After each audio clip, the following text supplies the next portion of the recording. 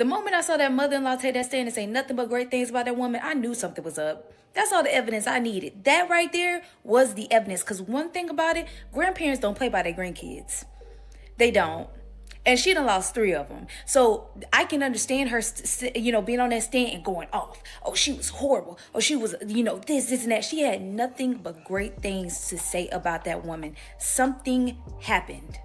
Something happened. And she knows. And that nod, she know her son. She know her son. One thing about it, a mother knows they child. And like I said, this is a very tragic situation. But there is nowhere in the world a grandmother is going to say kind and beautiful things about a person that literally brutally ended their grandchildren's life unless they know something else to be true. We have to sit with that. We have to sit with that and be honest, y'all. Something is something. But that's all I needed. That told me everything.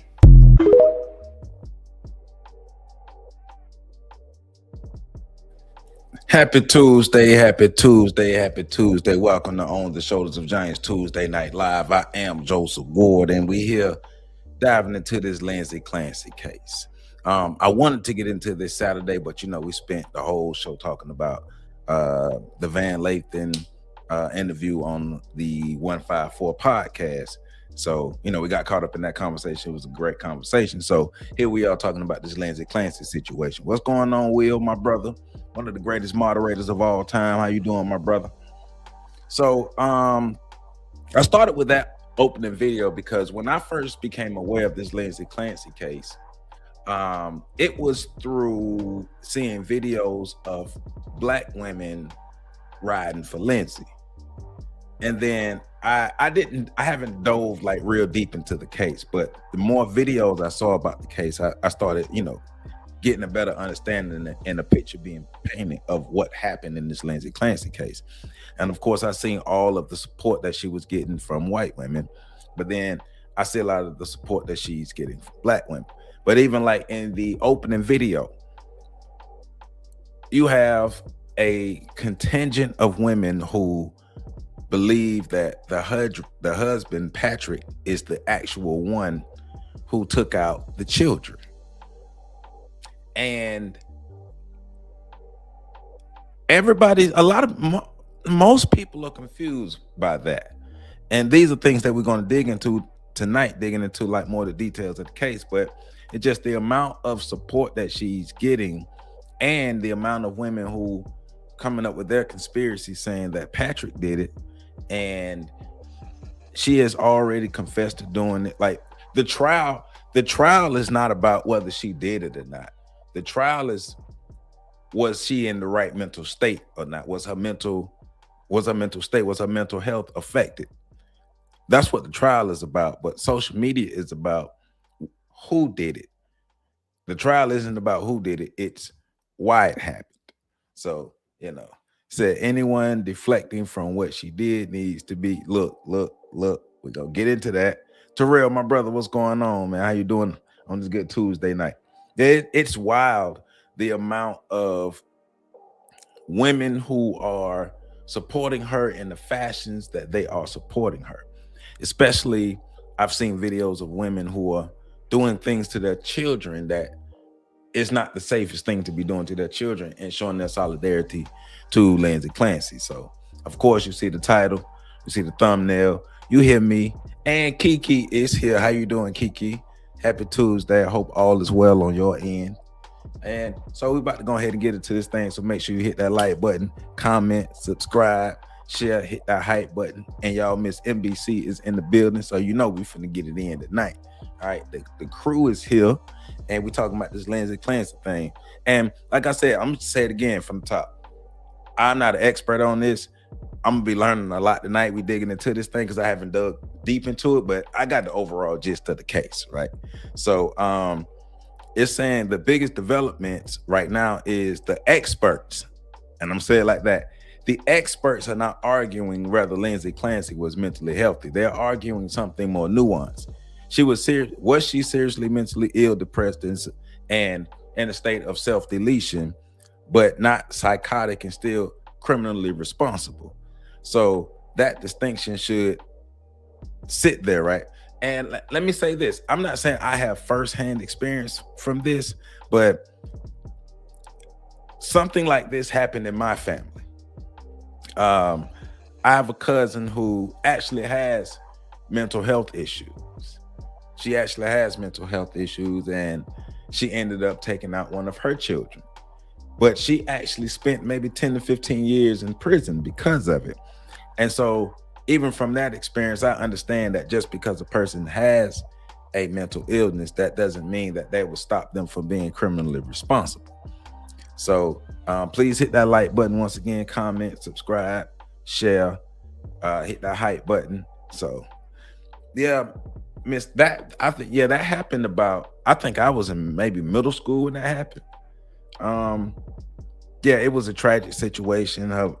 We already knew she had mental health issues, but that was more of a light onto the situation.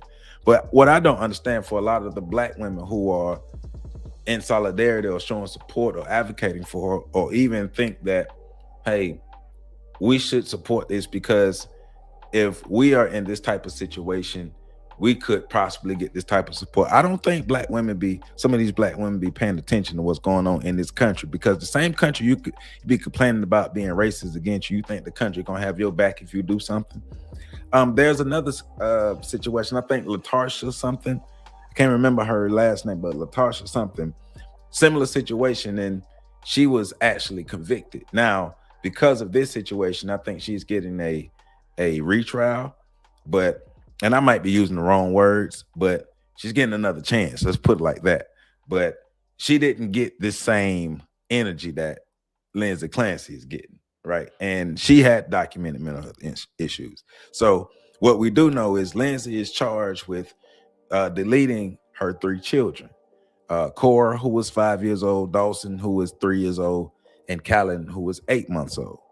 The deletions occurred at the family home in Duxbury, Massachusetts on January 24th in 2023. The defense does not dispute that Lindsey took out her children. The central dispute is whether she was criminally responsible when she did it. The defense argues postpartum psychosis rendered her incapable of legal responsibility.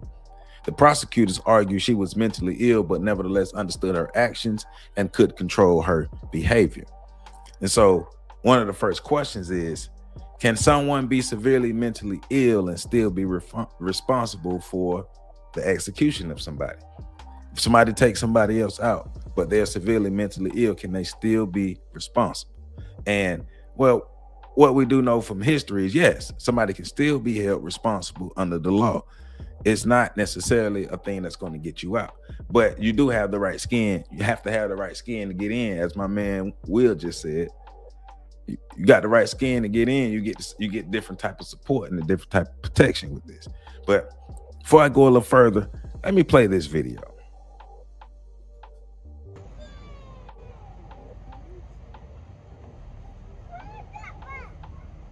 We're here to send one message, and that message is that it should not take tragedy for people to start paying attention to mental health.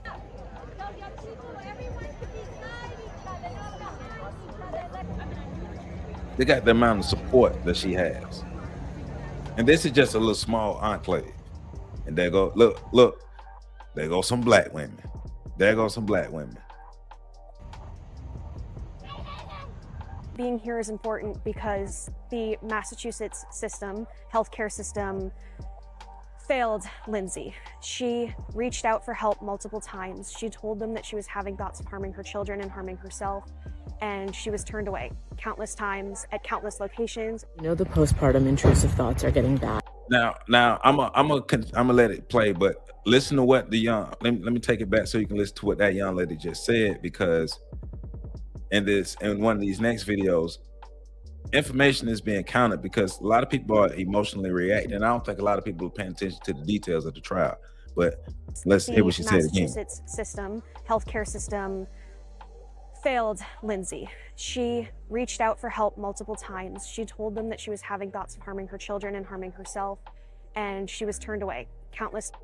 And she's saying, and a lot of women are saying that Lindsey was failed by the healthcare system. But as we go deep into the information, that is highly into question. times at countless locations. You know the postpartum intrusive thoughts are we ain't gonna getting never bad get when this you're type of baby support, wearing Will. and you walk past one of these tree chopping, terrifying devices, and you imagine yourself like tripping and the baby shooting out of my carrier and flying into the tree chopper when it's on.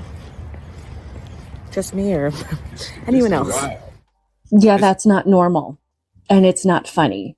And it's not normal to think it's funny. See, it's hard to believe that you guys want postpartum struggles to be taken seriously when the idea of your children being harmed is actually funny to you. I mean, the whole argument is that you're standing in solidarity with Lindsey Clancy because she begged for help, and in your eyes, she didn't get the help she needed. That there were all of these red flags that if people had paid attention to them, this wouldn't have happened. Even though if you pay attention to the facts of the case, it's obvious that she had way more help than most women get. You're saying that women don't really want to harm their children. So if we can recognize the signs early and nip them in the bud, then we can stop this from happening. And one of the major signs, obviously, is saying that you think you could harm your kids or wishing harm on them in some way. But at the same time, you're taking those alarming thoughts and turning them into a comedy bit for social media. So which is it? Fortunately, we do still take these things seriously. So if you put stuff like this on the internet, don't be surprised if you get a knock at the door from CPS demanding a mental health evaluation. Lindsey Clancy. And before I get deep into this, listen to what she said, because taking the point of what she's saying, from some of the information that I saw, like I said, I ain't saying I dug deep into this, but from some of the information that I saw, Lindsey did have support. She was in an environment where she had an abundance of resources. And so that goes to the prosecution's theory that originally people are saying that the prosecution's position was that she planned it, but the rebuttal testimony gives us considerably more sophisticated theory. The Commonwealth appears willing to concede that Lindsey was severely suppressed. I mean, she was severely depressed. She was in a state of self-deletion. She had thoughts of self-deletion. She was experiencing intrusive thoughts, suffering tremendously, and experiencing legitimate psychosis illness. I mean, legitimate psychiatric illness. But its experts reject the conclusion that she was experiencing acute psychosis. So that means that this isn't a mental illness versus no mental illness. This is mental illness versus mental illness severe enough to eliminate criminal responsibility. And so that's when I'm gonna keep playing, because that's when we're gonna get to a testimony of a psychiatrist who's, you know, he's gonna give his whole rundown.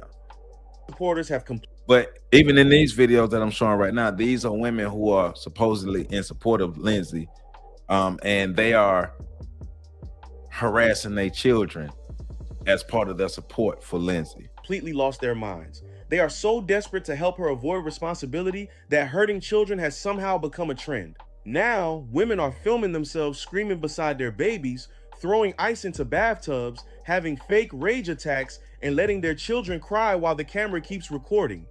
Then they call it postpartum rage and expect everyone to support them. Sorry, but what exactly are we supposed to support here? A terrified baby being used for content? One single mother of 6 worried viewers so much that they called the police because they thought she might copy Lindsey. A Miami mother also set a fire inside her home and poured hot wax onto her young daughters during a breakdown. It's unbelievable that there are still people who believe Lindsey Clancy is innocent, okay? Patrick Clancy used Jedi mind control to make Lindsey kill the children and then erased everyone's memories. Are we seriously at this point now? Anything is acceptable as long as Lindsey is never responsible? I genuinely do not understand these women. If a father screamed beside his baby and filmed the child crying, nobody would call it awareness. They would call child services. The way she described this is happening. So Is that this is the I guess the psychologist who is breaking down her mental state at the time from what his evaluation was. So, and I feel you, Miss NBC. Like I said, I don't have all the details, and we're gonna find out more and more details as we go in this show. But I do know that outside of the courtroom, they're arguing something way different that's not being argued inside of the courtroom, because inside of the courtroom, the argument is what was her mental state. Outside of the courtroom, it is who did it. She heard a voice that she'd never heard before, experienced an hallucination. And she's never experienced it since, but she only experienced it for the 18 minutes or so that it took to kill the children. And to put it mildly, that would be a very, very unusual pattern or manifestation of how this kind of thing comes about. Very unusual. I've been doing this kind of evaluation for many, many years, and I'm always very careful when someone tells me that they experienced a symptom only during the course of committing an offense. Why is that, doctor? Why are you careful when someone tells you that they only experience this voice during a criminal offense? Well, because it provides a convenient way of lessening your own culpability. I mean, it's always possible, but as I said, I find it very, very rare. Whereas an explanation for why somebody did something, somebody might look at that and say, I hear you, it's Terrell. a convenient way of somebody looks at me and it's I don't have the same culpability that I would otherwise. And what was the next part of evidence that you saw against acute psychosis? There was some discussion of whether this was postpartum, and so she was about 8 months away from having given birth to Cowan, her youngest child, and most of the explanations or most of the sources of authority like DSM-5 or the Cleveland Clinic will point to maybe 1 month after birth or 2 months after birth or something like that. But the farther away you get time-wise from the birth, the less likely it is under those kinds of authority to be postpartum. Now, it could be something else. And there were certainly some things that I saw that were symptoms of depression and other sorts of things that she experienced in January, but it was. So from my understanding, she only heard the voices during those 18 minutes. She only heard the voices during that time when she was doing that to her kids. Given the time, it was less likely, I thought, to be postpartum. Then the next bullet was inconsistencies in her account. Inconsistency is important because it suggests inaccuracy. And so you heard the words, that's the words of that psychologist, Dr. Kirk Hellebrand. So he's a forensic psychologist. Dr. Kirk Hellebrand testified for the prosecution on Monday. And surprisingly, Hellebrand diagnosed Clancy with bipolar II disorder and depression. Another prosecution expert, Dr. irvineP, disagrees with the bipolar diagnosis and believes she suffered from a major depressive disorder. What's going on, Soul Lisa? How you doing? But both reached to an important forensic conclusion. She wasn't there, so they both Dr. Hellebrand and Dr. Mack are saying that she wasn't psychotic. So, and even the prosecution experts disagree about Lindsey's diagnosis, but they agree on the issue that matters legally. They believe she retained criminal responsibility. So, according to Dr. Hellebrand, Dr. irvineP, and the prosecution experts, they all are saying that she retained criminal responsibility and she wasn't psychotic. So, yeah. She said that psychologists can barely talk. Yeah, well, they've always been the majority of the teachers in the schools that we've sent our kids to, especially after after integration, because Black folk like to send their kids to the best schools, right? So, let me play these videos too. So couple of things that did catch my attention with like the support that she's getting, like I said, from some of the black women who were supporting her, and it's aggressive support too. But check this out, and because I'm not sure how much of the facts in the case that they've looked at. I'm not sure how much of the facts of the case a lot of people have looked at, because I'm hearing a lot of discourse online, and I know y'all know me. I'm not on here trying to say whether she did or not, because I don't know, and there's been no verdict. But let's look at the evidence. Let's look at as much evidence as we can, but also paying attention to what others are saying, and is that even based off any of the evidence? How you doing, Elizabeth? Happy Tuesday. How you doing? Thank you for being here. So let's check. Like I say, these next two videos, these two ladies, black ladies, they're very aggressive. Men are defending her. Bitch, I'm a mother. I would never defend a bitch that I thought killed her kids. Ever.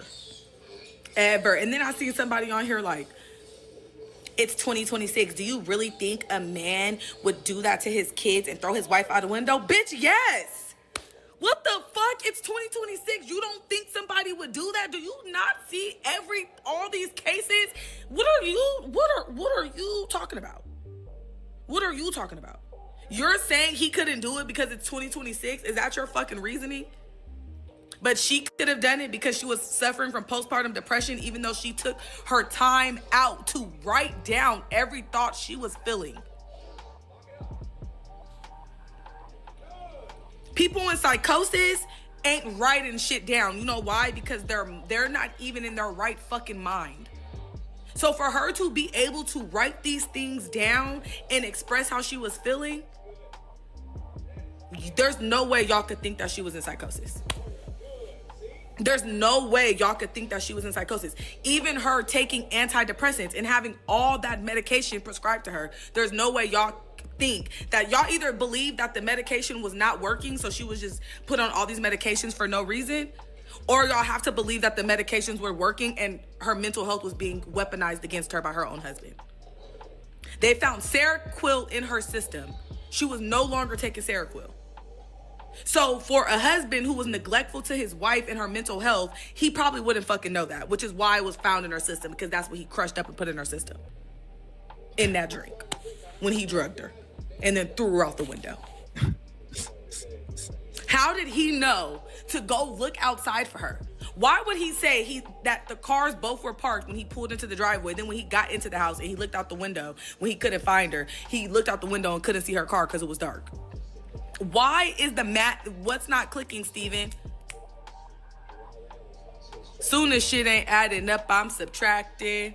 I don't like it when the math ain't mathing. Or she might just be guilty. She might just be guilty. My question for a lot of people, I'm not understanding why that's so far-fetched to believe that Lindsey Clancy might just be guilty.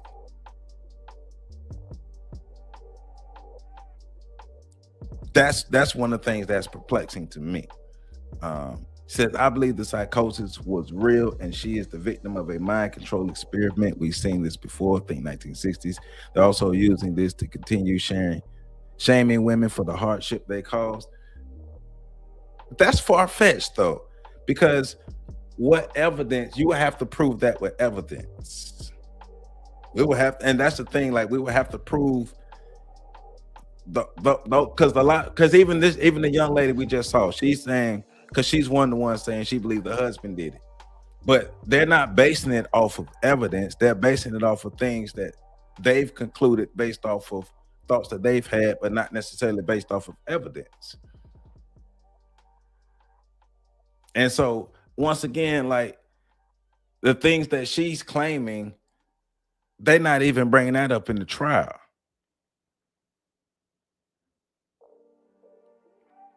And so, like I said, she may be guilty and she may not, but that's, to me, I don't know why it can't just be that. Like, And even the evidence that they're showing, like in the trial, like you got so many women, especially the women who are saying that the husband did, like based off of what? Based off of what real evidence? Like what real evidence? Now, the defense though. The defense argues Lindsey experienced a common hallucination. According to the account presented at trial, Lindsey said a male voice told her essentially that she needs to take out the children so that she could take out herself. Defense psychiatrist Dr. Philip Resnick accepts this as evidence of psychosis. He testified that Lindsey experienced a command hallucination and a delusion of influence, the feeling of another force controlling her. Resnick concluded she was frankly psychotic, but Helbrun doesn't believe that explanation, and his reasoning is fascinating. So you have psychologists and mental health experts on both sides who have, of course, they're gonna have differing views being on both sides, both sides. So she makes way more sense. What you mean? What you mean? She make way more sense than he did? You mean like the you saying the young lady who just talked made way more sense than the psychologist? I just want to make sure that's what you're saying, that the young lady who I just played made more sense than the psychologist who we was listening to. That the girl power types will always exclude anything of the same gender does. The scary thing is this crazy woman was a teacher. Hey, right. Well, yep. She was a teacher. Blame Big Pharma putting those people. Well, we gotta, like I say, we gotta look at all of the evidence. I don't know anything about drugs or nothing, because that young lady is saying that somebody put drugs. I don't know where she get that information from. I don't know where anything that information come from. I don't even know if that information is a part of the trial. So, you know, like I said, there are two different arguments going on out here. You got people arguing things based off of what they feel and what they believe. Then you have people arguing things based off the information from the trial. Because once again, in the trial, they're not arguing who did it. They're arguing what mental state was she in when she did it. Because Lindsey even said that she did it. Lindsey said that she did it. So now, according to Helbrun, the supposed male voice appeared during approximately the period in which Lindsey took out her children. She hadn't heard it previously, and she hasn't reportedly heard it since. So Helbrun testified that having a command hallucination emerged for the first time last roughly the period required to take out her children and then never reoccur would be extremely unusual. Hey, see, hey, if your response is to that, to what I'm just saying is we hate women, wow. Let's argue facts. Let's not argue feelings. Let's argue facts. And then the young lady who you said you believe, she didn't present any facts. She didn't present any reference. She didn't reference any evidence. She referenced how she felt. She referenced what she made up. She literally made that up. She made that up. Where in that trial are they arguing anything that young lady said? That's wild. We jump off the bridge from that. So because what she's arguing ain't in the trial, we hate women? Wow. That's crazy. Well, we're gonna keep moving on though. So the defense's interpretation is the sudden voice demonstrates an acute psychotic break. The prosecution's interpretation is the voice proves a retrospective explanation for conduct that originated from Lindsey's existing self-deletion and intrusive thoughts. And there's a fundamental disagreement within that. So Once again, you have the explanation from the defense is saying the sudden voice demonstrates an acute psychotic break. The prosecution is saying that the voice provides a retrospective explanation for conduct that originated from Lindsey's existing self-deletion and intrusive thoughts. So for you all, which explanation do you all think fits better? Was it the defense's interpretation of the sudden voice demonstrates an acute psychotic break, or the prosecution's interpretation? The voice provides a retrospective explanation for conduct that originated from Lindsey's existing self-deletion and intrusive thoughts. So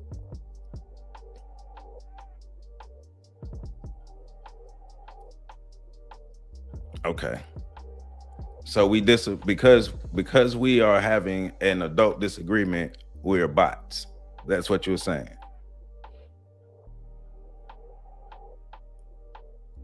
Because as adults, we don't agree with that. Okay.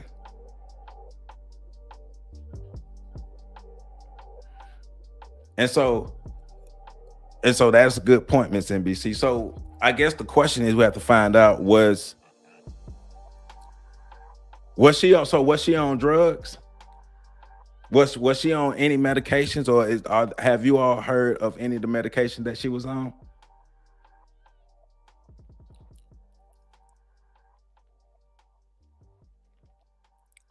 So Hellbrun, once again.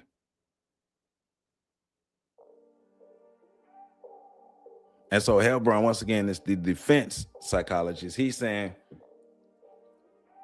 before she took out her children, Lindsey had reported disturbing intrusive thoughts. So she did report the intrusive thoughts, but according to his testimony, she described them as her own thoughts rather than voices originating outside of herself.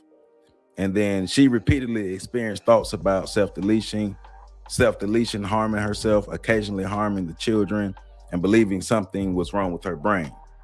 But she wasn't describing these early experiences as auditory hallucinations. And you say, yes, they said she was on medications, from what I read, for depression and postpartum depression, and had just given birth. Right. Okay, so she was on depression and postpartum medications. Gotcha. And so the defense may have a case. And I was looking at something earlier where they were saying they came close to a mistrial. So I don't know. We seeing, we tuning in and we seeing, but one of so an argument for the prosecution, and this is what the prosecution is saying. They're saying, why did months of intrusive thoughts suddenly become an external male voice only during the incident? And the defense's response was because that's when the psychotic break occurred. And so the jury is going to have to decide whether which one that they're going with, whether they believe what the prosecution is saying or whether they believe what the defense is saying in this. And so the prosecution comes up with an alternative explanation for what happened, of course, from their point of view. And they're saying Hellbrun doesn't appear to be arguing that Lindsey took out her children because she hated them. It's quite the opposite. His theory is that Lindsey was profoundly depressed and had thoughts of self-deletion. She believed she was going to perish. She was extremely attached to her children, and she couldn't tolerate it, leaving them. She couldn't tolerate the thought of leaving her children behind. Therefore, she took them out first and intended to take herself out. And so they're saying that's important because it gives prosecutors an explanation for why she took out her kids without requiring the psychosis. And so they're saying their theory essentially becomes she didn't take out the children because she was psychotic. It is saying she took them out because she had thoughts of self-deletion and believed that the children would suffer without her. And so once again, that's going to have to go to the jury to figure that out. Yeah. Now, I don't think anybody is arguing that she had a mental health issue. I don't think anybody's arguing that her mental state or her history of mental, that's what I'm trying to say. Her history of mental health wasn't there. I don't think they're arguing that. I think the prosecution is trying to say that she didn't have those thoughts of or that voice in her head that told her to do that. The prosecution is trying to say she didn't have that voice until she did that, and that voice only lasted for those 18 minutes when the incident happened. And the defense is saying, well, this psychotic break, those 18 minutes of that psychotic break came because of this history of mental health issues. And so, all right, so here's another young lady in support of Lindsey. Please do not piss me the fuck off when it comes to this lady, Lindsey Clancy. Please don't.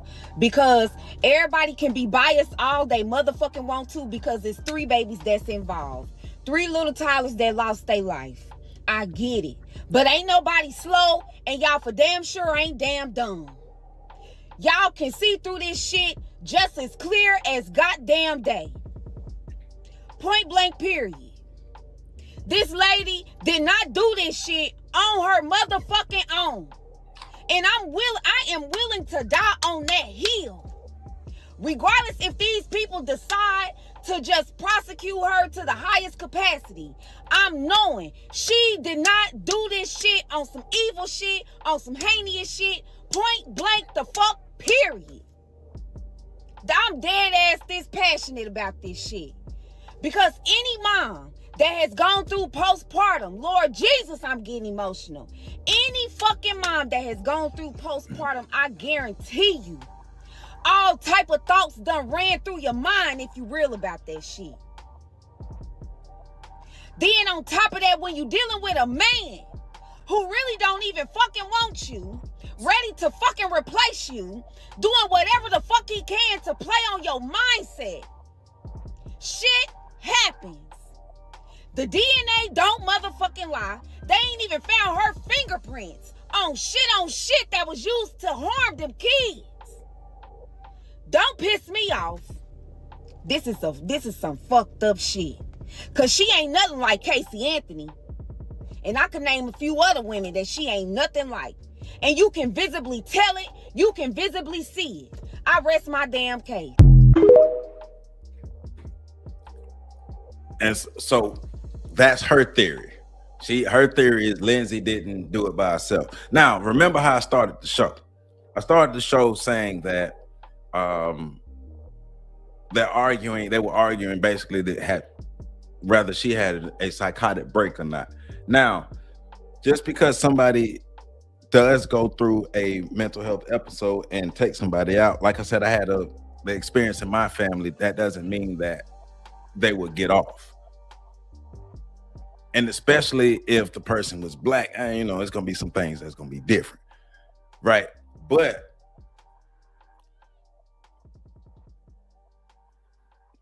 the mental health state, that's what's going to have to be proven. Now, from what I've seen from the defense, so the defense, and I guess they're doing okay, because it almost came to a mistrial. So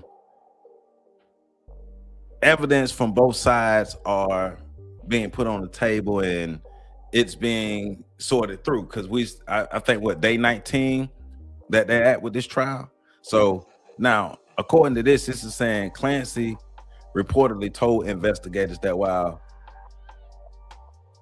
strangling her children, she said to each, go to God, baby. And that's one of the things. I know the young lady said her DNA wasn't found on anything, but I know the reports have been that she strangled the children. And so, and see, to your comment, Elizabeth, in this case, I'm not sure if this blew up on social media before national news, or if it blew up on national news before social media. That's something I do have to go back and look at, if this was a social media phenomenon first and then national news got it, or was it the regular thing in social media? You know, the national news blow it up, and then social media run with it. So I'm not sure on that one. So I don't know. Like, I don't know if a lot of people are quoting facts. Like, that's why, you know, this last video I got is coming straight from the trial, so we can get a lot more information like this come from the trial. Some of my notes, when I put my notes together, it was to get as many of the recent updates from the trial as possible. So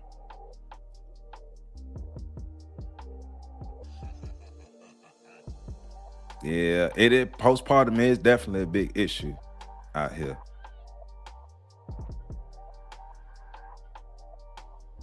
Let's see. When people are going to discuss the relationship between black women and white women, black women really, really, really love them. Hey.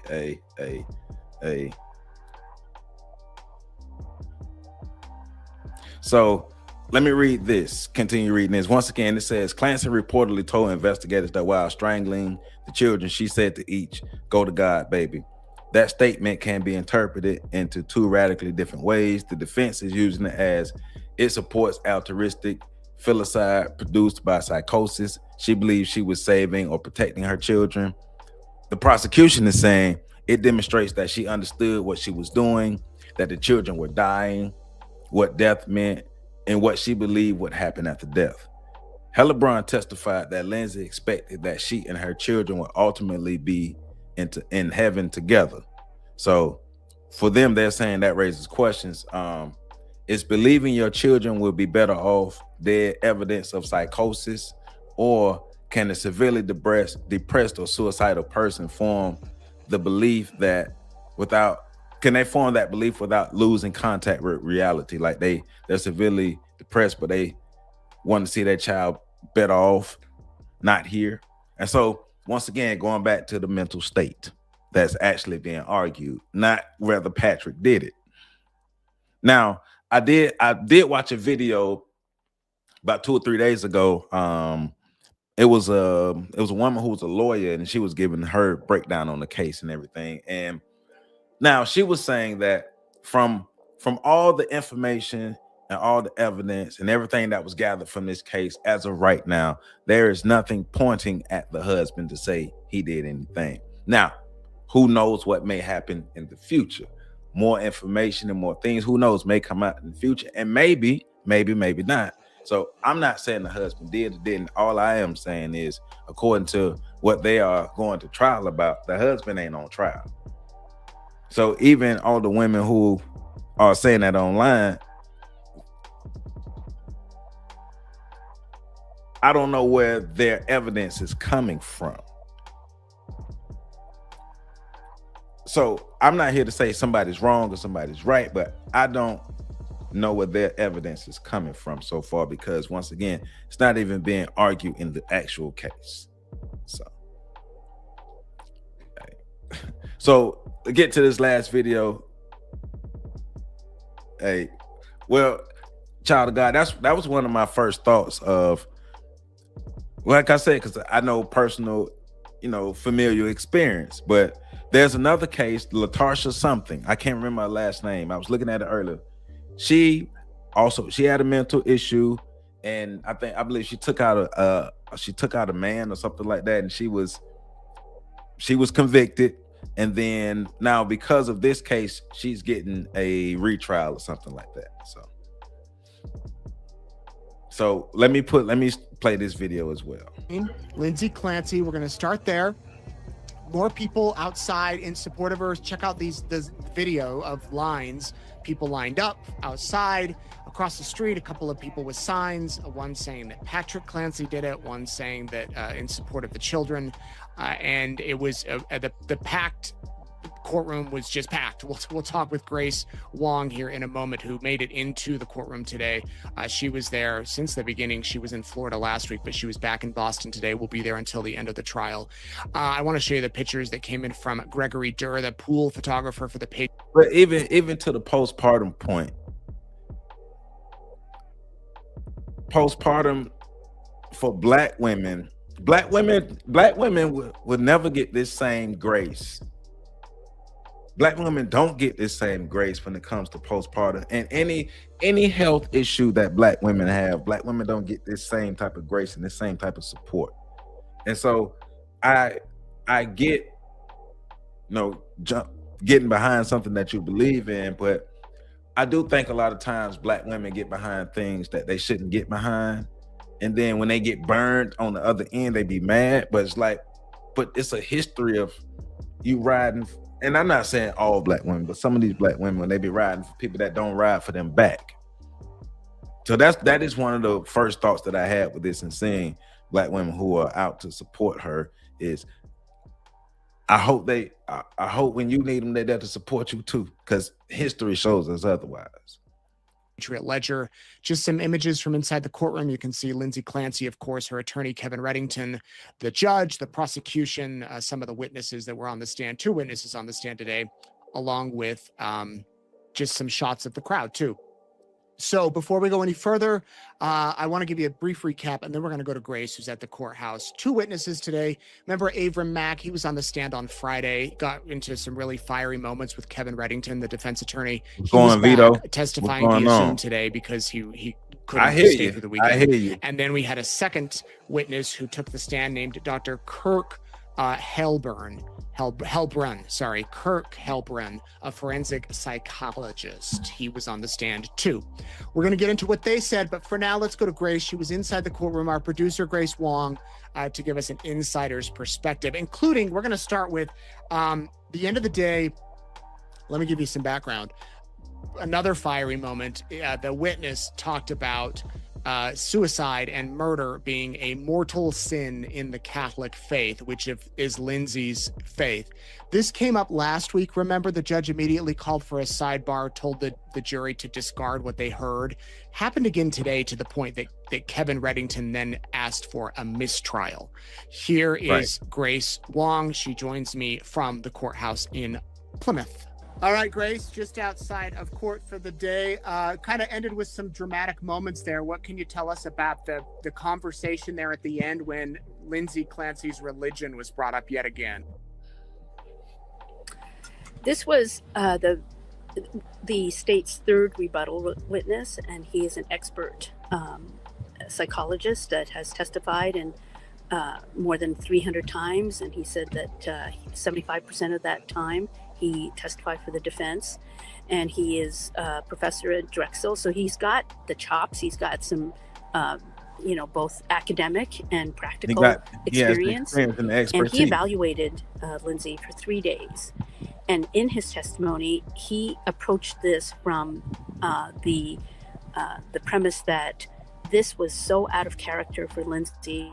What could possibly have caused her to murder her children? And he came to 2 theories. One of them was psychosis, acute psychosis, and 2 was a mental illness. But he didn't find the evidence of psychosis. So he concluded that this was more of a mental disease, but not so sick that she couldn't appreciate right from wrong, that she could appreciate the wrongfulness of her actions.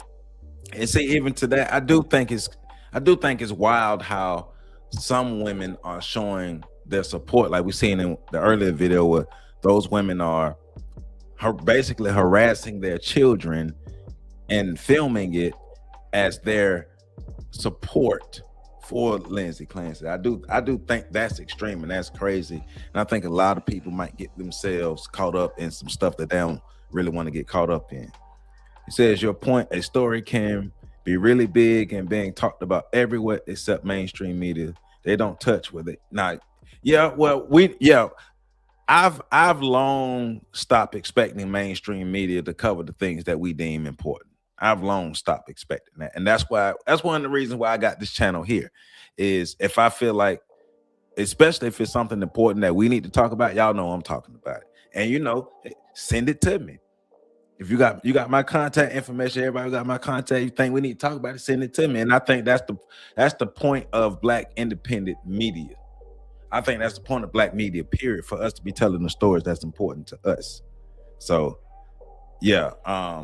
Now I don't expect mainstream media to to do that, right? Saying not say they on that girl power stuff. Yeah. So not saying she did it or not. I do understand the nature of people. Yep. And see, this trial isn't over. The defense is really going to have to make sure that they do their job, especially if they believe all the evidence that they've produced. And the prosecution going to have to do their job. Same thing if they trying to get her prosecuted. I'm not a mental health expert, so I am not going to try to speak to whether I know what her mental state was, because then I'm wilding in, and I'm not going to do that. But the whole purpose of this is to catch us up on the evidence, on the information that go in with the trial, and see what we can come up with from there. And of course, our opinion don't matter and our conclusion don't matter. It comes up what comes out in the courtroom. But you know, we are getting an update on this, but still looking at a lot of things that's surrounding this case, especially how things that stood out to me, how some Black women are responding to this as far as support. And my question to them is, are you sure you're gonna get that type of support back? Are you sure? All right, because if not, I don't know what to tell you. Hey Lisa, how you doing? Hey, how you doing today? So I just want us to understand how. Yeah, I feel you, Elizabeth. You are correct, because a lot of people do ask the question a lot about why the media doesn't cover these stories the way they're supposed to cover these stories. And I used to ask that same question. I used to be upset at the media as well, until I just came to the conclusion that the media isn't going to do that. They're not going to do that. They're not going to do that, and we're going to have to do that. So once again, that's why my channel and other channels like this need to exist, so we can get these stories out. Because yes, and you are right, people need to understand the media not gonna put out the information or the stories that need to be put out. But let's continue. Let Ms. Wong continue. And his conclusion was that she wanted to commit suicide. She had very intrusive thoughts, and those thoughts led her to think of, when she killed herself, what would happen to her children. And to prevent her children from suffering, then his conclusion is that she then decided she would kill her children to avoid their suffering, or to prevent their suffering. So that ultimately was what he concluded. But in doing so, during his evaluation, he said that he asked her about when she wanted to commit suicide, whether that was a mortal sin in her religion. And they didn't get to that answer, because the defense objected, and then there was an immediate sidebar, and then the judge called a recess. And so once that recess was over, they came out and they discussed what they had to put something on the record. And so that's when defense attorney Reddington asked for a mistrial. And the judge denied the request. Yes, the judge decided that he was not going to declare a mistrial at this point, but he did find the questioning was inappropriate, but it wasn't elicited by the Commonwealth. It was inadvertent. The witness was not asked a question about the religion. He volunteered the. Where you sent it to me, Will, through text or through Facebook message? Information. So the judge found that with an instruction, he could ask the jury to disregard what they had heard. I mean, they had heard that she was raised as a Catholic, that in the Catholic, his question to her was, in the Catholic religion, isn't suicide a mortal sin? And, that line of questioning would be irrelevant, and he doesn't have the expertise, as the judge said, to. Talking about the Black August post, I got that. And then you sent. Oh yeah, about Merck. Yeah, we need to talk about that. Discuss Catholic teachings, and so for all those reasons, I think he was, a little peeved at the witness. He wanted to give the prosecution time to review with the witness what he can and cannot testify about, and certainly this area is not something he wants the witness to be testifying about. So that's why he called a recess. It ended early today. He wanted to give the Commonwealth time to brief their witness, and then he'll return tomorrow for continued direct and cross-examination.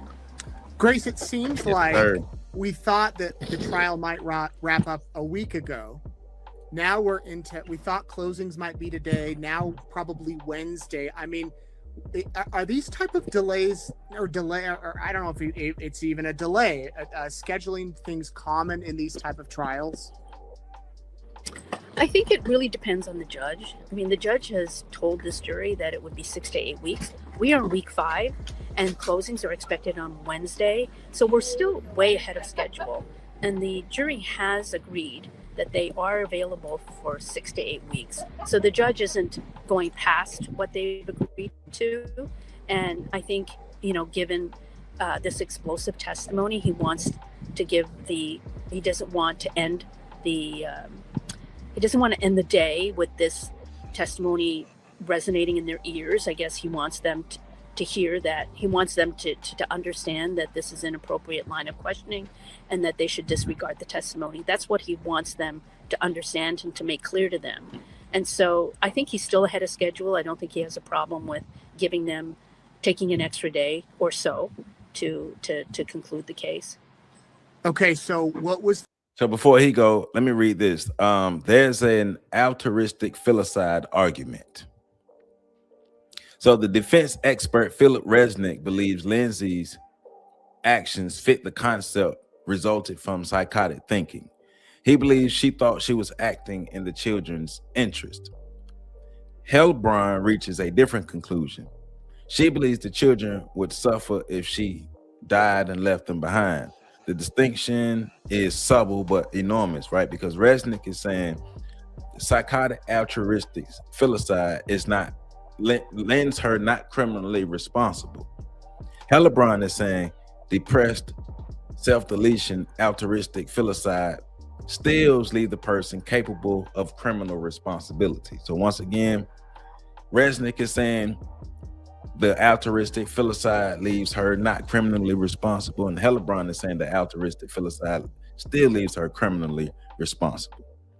And then there's another statement. So after Patrick found Lindsey outside following her jump from the second-story window, oh yeah, and forgot those details. She did cut herself and then jump from the window to try to take herself out, right? And so the details are saying after Patrick found Lindsey outside following her jump from the second-story window, Lindsey reportedly told him that she tried to take herself out. And then Hellbrun considered that to be significant evidence in this case. His reasoning was that it demonstrated Lindsey understood what she had done and could accurately describe her conduct. He suggested someone experiencing psychosis might instead give a more distorted explanation of events.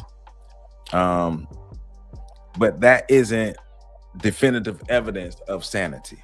And once again, I'm not a psychology expert. I don't know, but I'm just reading the details and catching you up to speed and make sure I educate myself. So it's saying what the doctors saw before the incident. It says Clancy voluntarily admitted herself to the McLean Hospital on January 1st, 2023. That was only weeks before the incident happened. At discharge, records described her as cooperative, pleasant, without observed psychosis or self-deletion or homicidal thoughts. Her principal complaint included severe insomnia for going to the hospital at that time. The retrospective experts are attempting to reconstruct Lindsey's mind after the crime. So doctors are treating her before the killings didn't document psychosis, and that the defense says subsequently caused them. But a question that is on the table is, should contemporary medical records carry more evidentiary weight than diagnosis is developed after the incidents?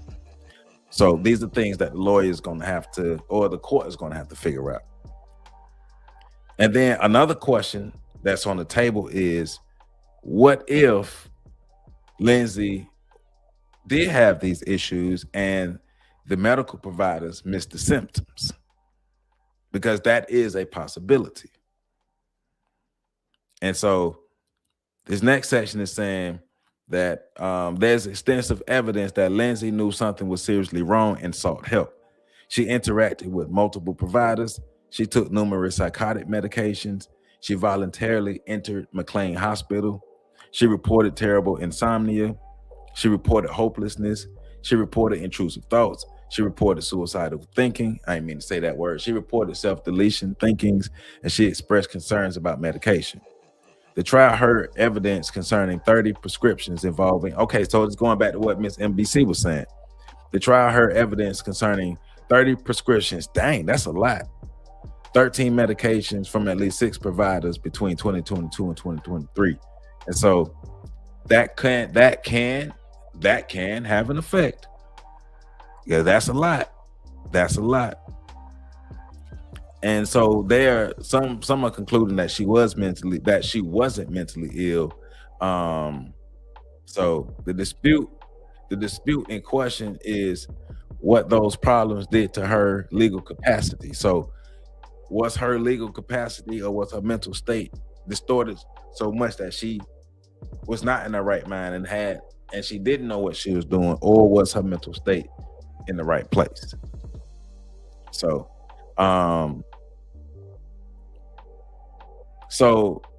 Dr. Philip Resnick is a highly experienced forensic psychiatrist who has worked on a major insanity cases, including the Andrea Yates case. He evaluated Lindsey for months after the incident. His conclusion that she was psychotic. He testified that Lindsey experienced command hallucinations, delusion, loss of control, bipolar disorder with major depression, and psychotic altruistic thinking. Resnick also found no evidence that Lindsey was malingering, faking psychiatric symptoms, or escape responsibility. So, and remember, they're saying that she said that she heard voices.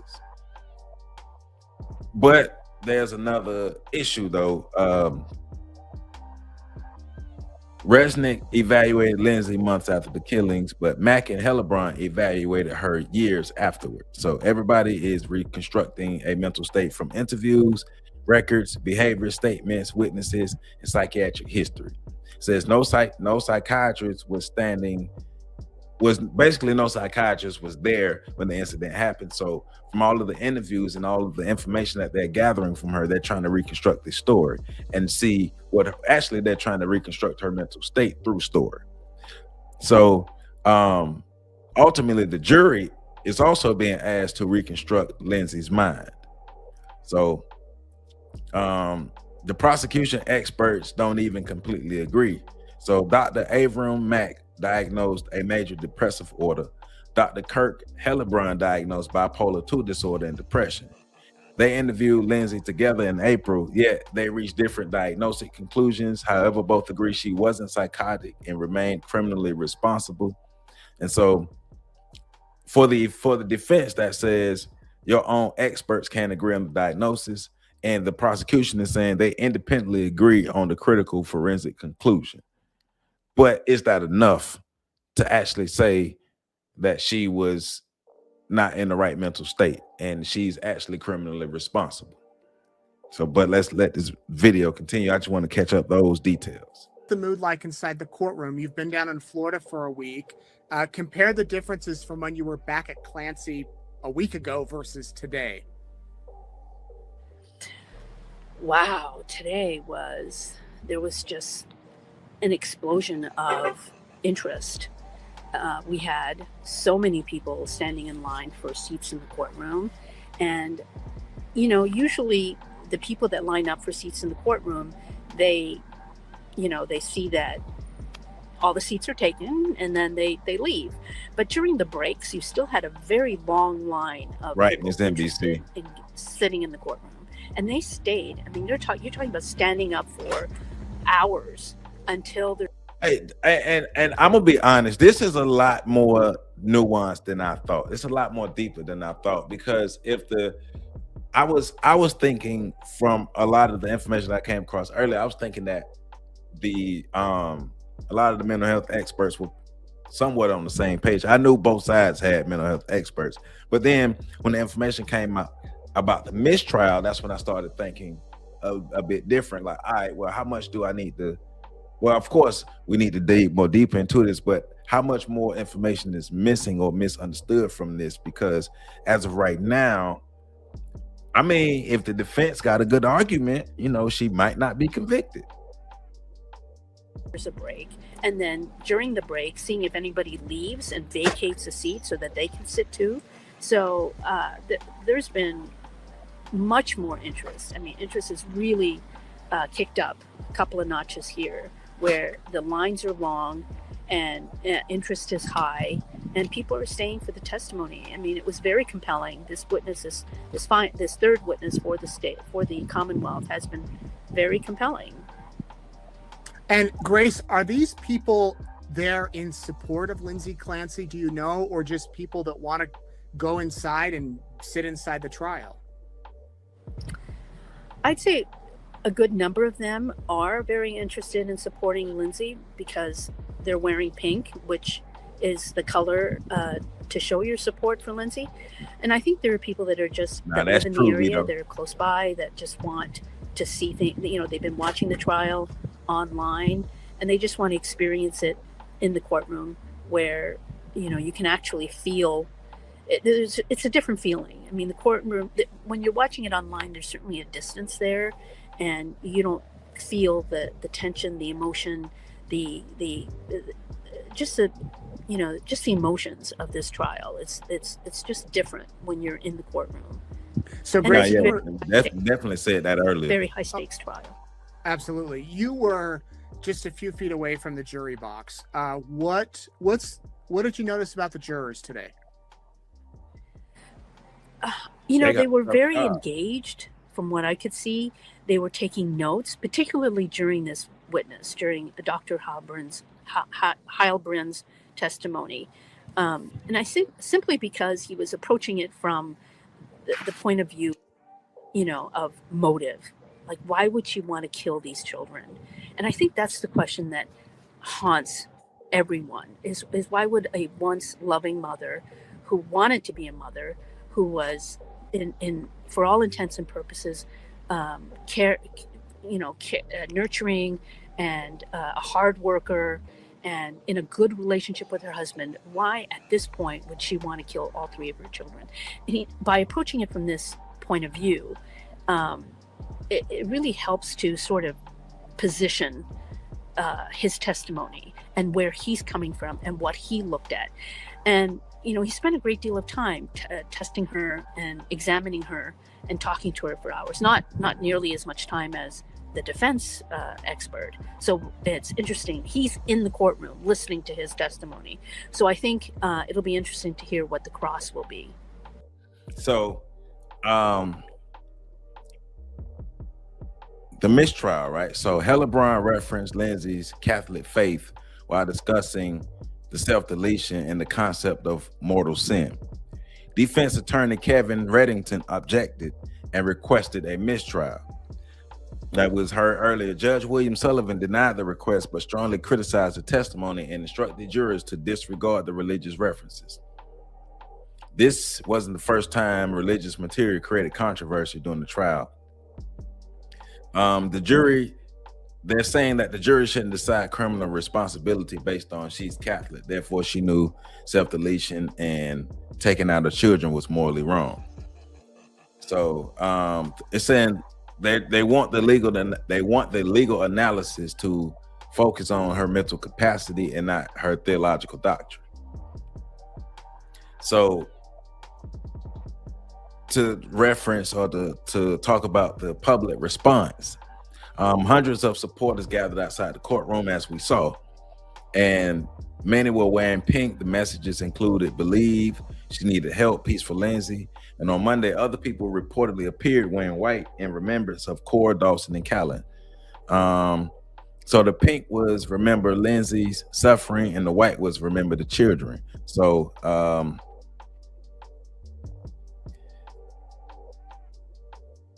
and a lot of people are, they're being asked to believe, but then there's a question of what exactly are people being asked to believe? Are people being asked to believe that she was mentally ill? Are people being asked to believe that strong evidence, or excuse me, are people being asked to believe that she desperately sought help? Are people being led to believe that the healthcare system failed to adequately treat her? Are people being led to believe that she took her children out, or that she suffered from postpartum psychosis, or that she didn't understand right from wrong, or she couldn't control her behavior? Or are they wanting people to believe that there's no criminal responsibility? And so, of course, there are a lot of theories and things that's coming around this. Online supporters have apparently embraced theories suggesting that Patrick Clancy actually took the children out and then framed Lindsey. Of course, we heard two women talking about that earlier. So according to the evidence in the case, there's no credible evidence supporting that allegation that Lindsey herself admitted to taking out the children. So yeah, that comes to that. So let's let this play a little bit more before we wrap this thing up. Right. And any other observations you noticed about Lindsey Clancy, about Kevin Reddington? You spoke with him briefly in the swarm of media after court today. Can you talk about that exchange? Yeah, I think, Kevin is still, he's a very zealous advocate for Lindsey. And he, one thing I really notice about him is that he doesn't work the way other lawyers work. He works by himself. He keeps everything in notepads, old school. And he does take a few notes during direct, but when he gets up and crosses, he's prepared and he knows where he wants to go with the cross, and he still remains very confident in his case. And in fact, when I asked him about whether he thought the prosecution was arguing out of both sides of their mouths when they're saying that Lindsey is not interested, or Lindsey's attempt at suicide was not a serious attempt, because that's what he argued at the very beginning. He highlighted that point at the very beginning of his case, and he feels like they've proven that, and they've shown evidence that she was very serious. And their own expert is now testifying that the suicide attempt was a serious suicide attempt and did eventually lead to her killing her children. Right, which is what the prosecution has been saying. Well, they kind of downplayed it all along. Right, they downplayed it, but now this is an expert that's saying she wanted to kill herself, she intended to kill herself, and she was going to take her children with her so that they wouldn't suffer after she was gone. Now, I think that could work. And so this video is an updated video. It's one of the latest videos I can find about this case. So this is new information Ms. Wong is giving about the case. Work both ways. When you think about what the defense psychiatrist said, that this was an altruistic killing, and that she was under the throes of a psychosis when she made this decision. However, this psychologist is saying there are many points here where she was not delusional, and a lot of it has to do with what she said. At one point being is what she said after Patrick Clancy found her outside in semi-conscious state. He asked her, "What did you do?" And she said, "I tried to kill myself," and she didn't say anything about the children. So that is one point that he's using to justify his conclusion that she was trying to kill herself as opposed to being in the throes of psychosis. So I'm gonna stop it right there. Of course, it's a school night for the sake of time, but the jury has a task on their hand. This one gonna be tough. The jury has a task on their hand. The prosecution has to do a stand-up job in painting the story or in telling the story if they want to convict her, and the defense gonna have to do the same thing. Now, from the evidence that we've gathered thus far, the husband ain't on the trial. So a lot of the women who are blaming the husband based off of what they believe, not even listen to that. The main argument is, what was Lindsey's actual mental state during the time of the incident, and what caused her mental state? Because she does have a history of documenting and trying to seek help for her mental state. She did have access to resources, and she was on a whole lot of medications. But some of the experts from the prosecution who examined her even though they had different details, their overall conclusion that was she was in her right frame of mind, while the defense psychologist is saying she was not in her right mind. So it's going to be a very interesting hour. This is a lot more deeper. I'm glad I talked about this. I'm gonna have to pay attention to this a lot more, because this is a lot more deeper than I thought. It's a lot more complex than I thought. Oh man, this is definitely gonna have to pay attention to this. And so there are arguments for her being innocent, and there are arguments for her being guilty. So, but once again, I Joseph Gordon, not a mental health expert, so I'm not gonna say whether I believe she's innocent or guilty, because I didn't even interview the lady, so I don't even know. But I did try to find as much information as possible so I can update y'all and myself on this case, so we can see what the hell is going on with this Lindsey Clancy. Because at first, well, we're gonna see. Now, I will say this, like I said earlier, if it was a black woman in this situation, which there has been black women in this situation, because one of my family, that I don't think they would be getting this type of support, and this trial might have been wrapped up already. And so now, do I think that's 100% across the board? No, because I was watching something earlier, and I seen where there was some cases where black women had mental health issues and things happened, and they were not convicted. But for the most part, this is America. Yeah, definitely got to talk about. We have to be able to have tough conversations with each other, but it's how we have those conversations. And the person earlier was mad at everybody, and we bots and all this. No, we're adults. Come on now, we're adults, right? But we do have to have these type of conversations. So with that being said, I hope you all keep an eye on this case. I'm gonna keep an eye on this case, and let's keep each other updated. So give you outlook. So tomorrow, Wednesday night breakdown, myself, Patrick Irvin, Professor Carl Tone Jones. We just found out about the brother. We found the truth out about the brother Yada awakening. Of course, if y'all been watching the relationship shows, and I know Miss NBC been tuning in, and definitely all of you all, Miss NBC, Will, Kiki, Elizabeth, all of y'all have been supporting Terrell. All y'all been on these relationship shows that we've been talking about, because of course me, I'm about solutions, man. I ain't about that bull. I ain't got no time to be beefing and going back and forth. But I've been talking about, matter of fact, because I remember Yada from 20 years ago. I'm old enough. I'm old enough to remember Yada from 20 years ago. And I remember when Yada, and matter of fact, me, PC, and Pat have said this on shows before. I remember when Yada was trying to be the next Dr. Sabi. He had DV allegations then. He's always had DV allegations.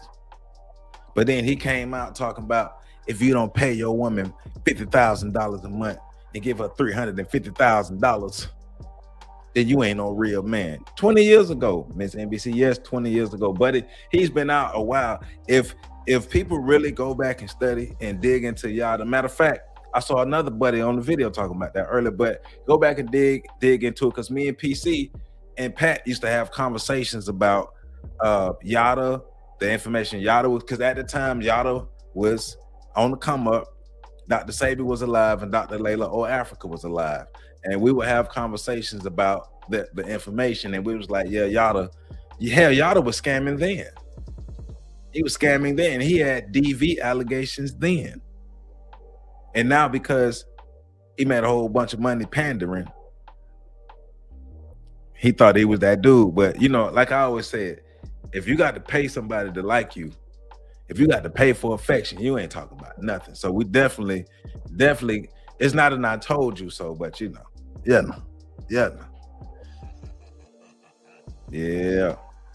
yeah. Like, if you don't pay and remember, maybe a year, maybe a year and a half ago, when Yada did the debate with Anton Daniels on that hardly initiated podcast, and Yada and Anton Daniels did that debate. and Anton Daniels spanked them. But y'all have been pandering that stuff for a minute. So tomorrow, Wednesday, August 26th, 7 p.m. Eastern Standard Time, we're getting into it. And, you know, just more evidence that this book needs to be read. If you haven't brought and read this book needs to be read, because this is real information about getting Black people back together, not pandering information. Because you ain't got a lot of chill. You ain't got a lot of chill. So see y'all tomorrow, and let's make sure we keep more eyes on this Lindsey Clancy case. And as always, let's do our best to be the best versions of ourselves. Go to bed with plans to be in your best version of yourself. Wake up with plans to be in your best version, and go execute. And with that being said, I love you all. Thank you to everybody who tuned in on Instagram. Thank you to everybody who tuned in on Facebook, and of course, my YouTube family. I appreciate you all. And I will see you all tomorrow, 7 p.m. Eastern Standard Time. Be here. Y'all have a great night. Peace out.